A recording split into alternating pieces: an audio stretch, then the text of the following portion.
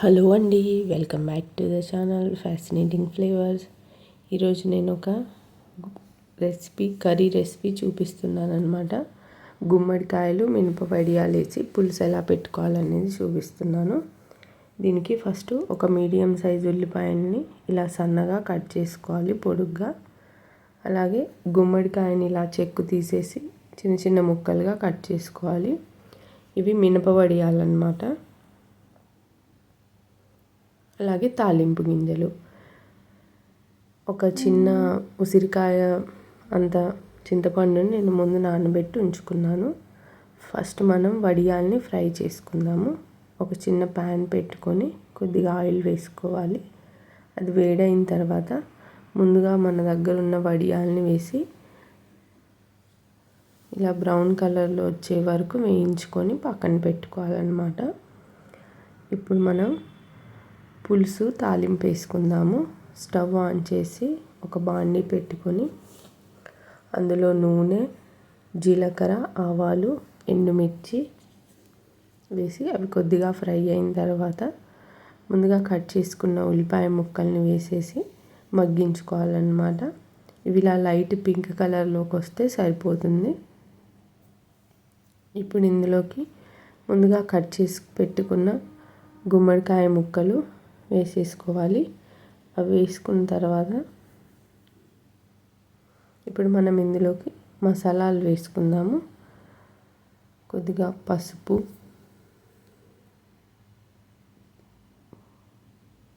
జీలకర్ర పొడి, కారం రుచికి సరిపడా, కొద్దిగా అల్లం వెల్లుల్లి పేస్ట్ అండ్ ధనియాల పొడి కూడా వేసేసి ఇలా మిక్స్ చేసేసుకోవాలన్నమాట. ఇప్పుడు ఇందులోకి మనం ముందుగా నానబెట్టుకున్న చింతపండు పులుసుని వేసుకుందాము. ఇలా పులుసు వేసుకున్న తర్వాత పులుపు తగ్గట్టుగా కొన్ని వాటర్ యాడ్ చేసుకోవాలి. వాటర్ కూడా యాడ్ చేసేసి మంచిగా కలుపుకొని ఇప్పుడు దీన్ని మూత పెట్టుకొని మగ్గనిద్దాము. ముక్కలు ఉడికే వరకు పులుసులో మగ్గాలన్నమాట.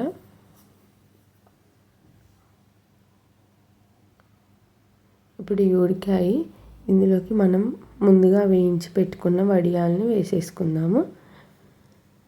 ఇప్పుడు ఇందులోకి నేను ఉప్పు వేయలేదు, ఇందులో నేను సాల్ట్ వేయలేదు. సో ఇప్పుడు నేను రుచికి సరిపడా ఉప్పు ఇప్పుడే వేసేస్తున్నాను. దాని తర్వాత పులుసు కొంచెం దగ్గరగా రావడం కోసం కొద్దిగా బియ్యపు పిండిని, ఒక 1 స్పూన్ అంత బియ్యపు పిండిని కొద్దిగా వాటర్ యాడ్ చేసి ఇలా చిక్కగా మిక్స్ చేసుకోవాలి ఉండలు లేకుండా. ఇప్పుడు కర్రీ కూడా అయిపోవడానికి వచ్చేసింది. మనం మిక్స్ చేసుకున్న బియ్యపు పిండి నీళ్ళని ఇందులో వేసేసేయాలి.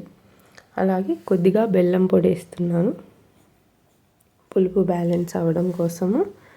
వేసేసి మిక్స్ చేసుకొని ఒక 2 నిమిషాలు మూత పెట్టి ఉడికించుకోవాలి. 2 నిమిషాల తర్వాత ఆయిల్ కూడా పైకి వచ్చేసింది, పులుసు కూడా దగ్గరకు వచ్చేసింది అనమాట. ఇందులో కొద్దిగా కొత్తిమీర, కొద్దిగా ధనియాల పొడి వేస్తున్నాను, మళ్ళీ లాస్ట్లో కొంచెము వేసేసి స్టవ్ ఆఫ్ చేసేసుకుందాము. అంతే అండి, ఈజీగా మనం ఇంట్లోనే గుమ్మడికాయల పులుసు చేసుకోవచ్చు. చాలా టేస్టీగా ఉంటుంది రైస్తో.